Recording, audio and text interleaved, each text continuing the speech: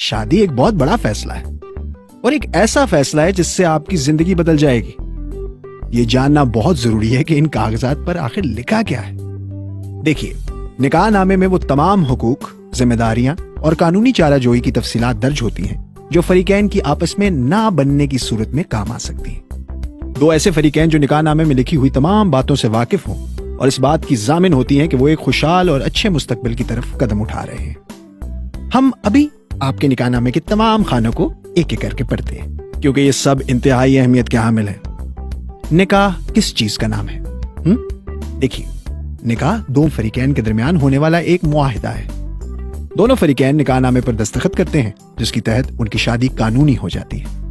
شروع کے 12 خانے تو بہت ہی آسان ہیں، بالکل کسی عام فارم کی طرح، متعلقہ فریقین کے نام، پتہ وغیرہ وغیرہ. اگلے 4 خانے یعنی 13 سے 16 تک حق مہر کے متعلق ہوتے ہیں. حق مہر شوہر کی طرف سے بیوی کو دیا گیا تحفہ ہوتا ہے جو خاوند کی محبت و شفقت کے اظہار کرنے کا ایک خوبصورت طریقہ ہے. علیحدگی یا اللہ معاف کرے طلاق کی صورتوں میں خاوند کی یہ ذمہ داری بن جاتی ہے کہ وہ عورت کو حق مہر فراہم کرے اگر اس نے ابھی تک ادا نہ کیا ہو. مہر عورت کے لیے ایک طرح کی مالی ضمانت بھی ہے. شریعت اور قانون دونوں عورت کے حق مہر کو تسلیم کرتے ہیں اور اس کی ادائیگی کو شوہر پر لازم قرار دیتے ہیں، چاہے عورت اس سے وصول کرنے سے انکار ہی کیوں نہ کرتے. حق مہر کی ادائیگی نقد، زیور یا کسی اور قیمتی چیز کی شکل میں ادا کیا جا سکتا ہے.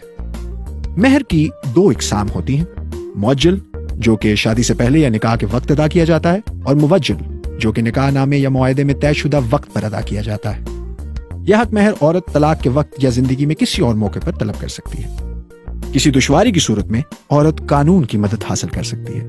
یاد رہے، یہ حق مہر صرف اور صرف عورت کا حق ہے. خاندان کا کوئی دیگر فرد اس میں شریک دار بننے کا مطالبہ نہیں کر سکتا.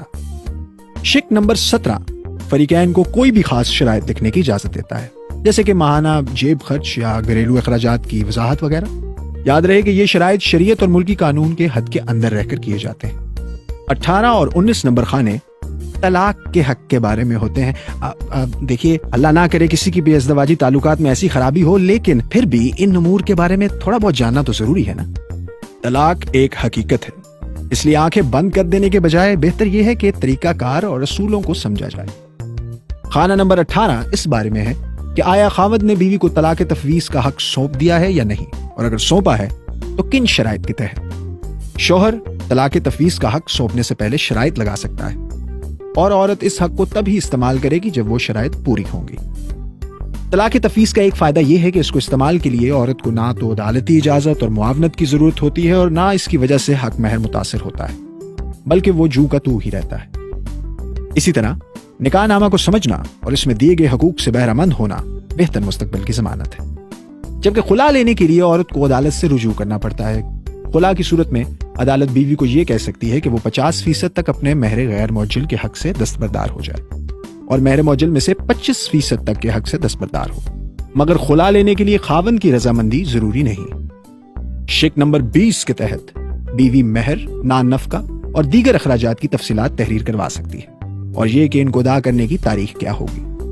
خاوند مہر کے علاوہ بھی اپنی بیوی کو تحفے تحائف دے سکتا ہے، مگر وہ مہر میں شمار نہیں کیے جائیں گے.